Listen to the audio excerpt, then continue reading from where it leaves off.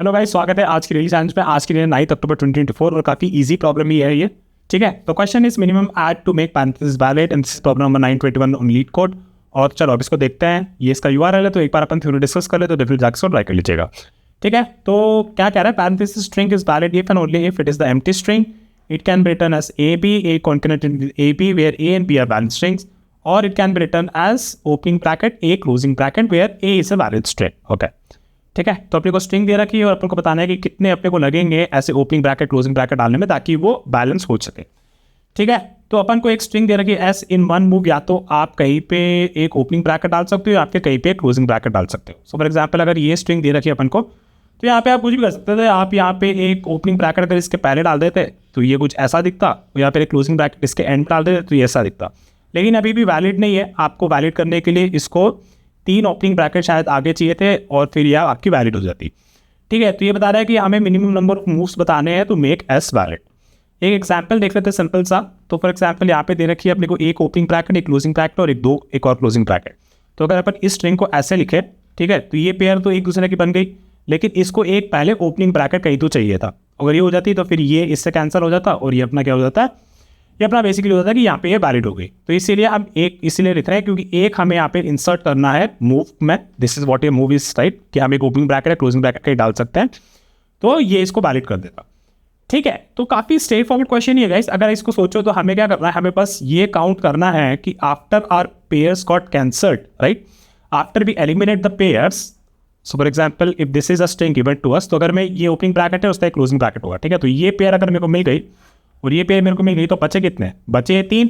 अब इन 3 के लिए मेरे को यहाँ पे एक मैं यहाँ डाल देता तो ये इससे मैच करता था, और इन 2 के लिए मैं यहाँ डाल देता तो ये इससे मैच करता था। 3 बेसिकली मेरे को इंसर्ट करने हैं, एक ओपनिंग ब्रैकेट और एक क्लोजिंग ब्रैकेट अलग अलग पोजीशंस पे।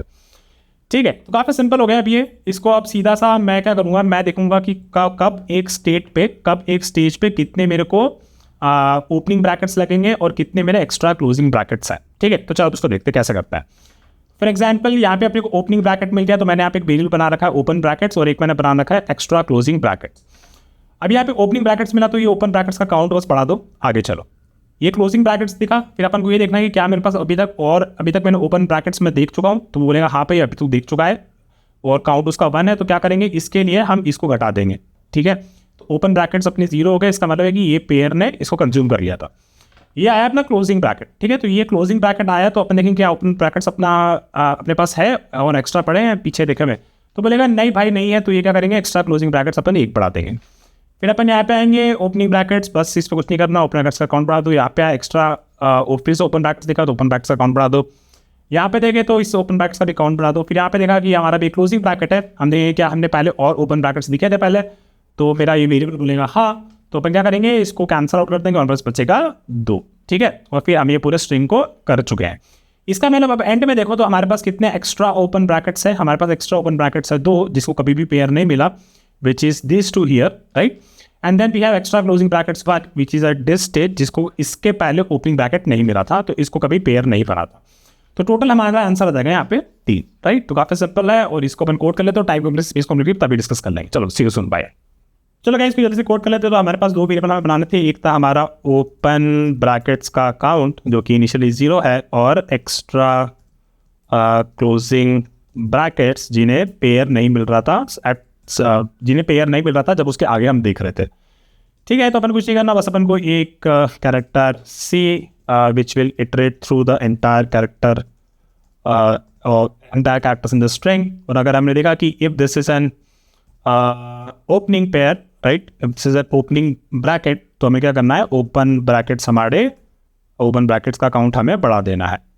ठीक है, और एल्स ये वो केस होगा जब हमें क्लोजिंग ब्रैकेट दिख रहा होगा, तो इसमें हम पहले ये चेक करेंगे क्या मेरे ओपन ब्रैकेट्स इससे पहले मुझे दिख चुके हैं या नहीं। अगर ये दिख चुके हैं तो कुछ नहीं करना, इसमें हम ओपन ब्रैकेट्स को कंज्यूम कर लेंगे, राइट।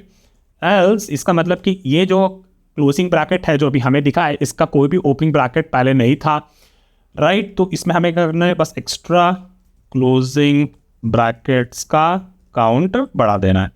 ठीक है, and then finally we can just return the open brackets plus the extra closing brackets, right. So this is that.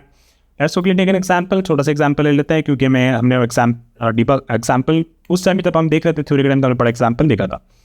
ठीक है, तो ये अपनी एग्जाम्पल हो गई। फिर हमारे पास एक वेरिएबल है ओपन ब्रैकेट्स जो कि इनिशियली है 0 और एक है अपने पास एक्स्ट्रा क्लोजिंग ब्रैकेट्स जिसका काउंट है इनिशियली 0। इसका आंसर आना चाहिए था 1।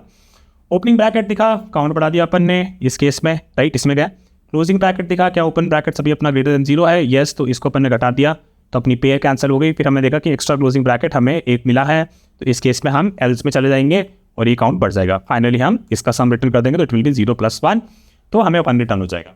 ठीक है, टाइम कॉम्प्लेक्सिटी डिस्कस कर लेते हैं। टाइम कॉम्प्लेक्सिटी बेसिकली इसकी बस लीनियर ही रही, राइट, क्योंकि बस हमने एक बार स्ट्रिंग के थ्रू गए हैं और 2 एक्स्ट्रा वेरिएबल्स है पास, तो हमारी टाइम कॉम्प्लेक्सिटी लीनियर रहेगी। स्पेस कॉम्प्लेक्सिटी हमारी कांस्टेंट रहेगी क्योंकि हमने कोई भी एक्स्ट्रा स्पेस यूज़ नहीं करी, बस हमारा स्ट्रिंग से आइटरेट कर रहे हैं और 2 हमारे पास एक्स्ट्रा वेरिएबल्स।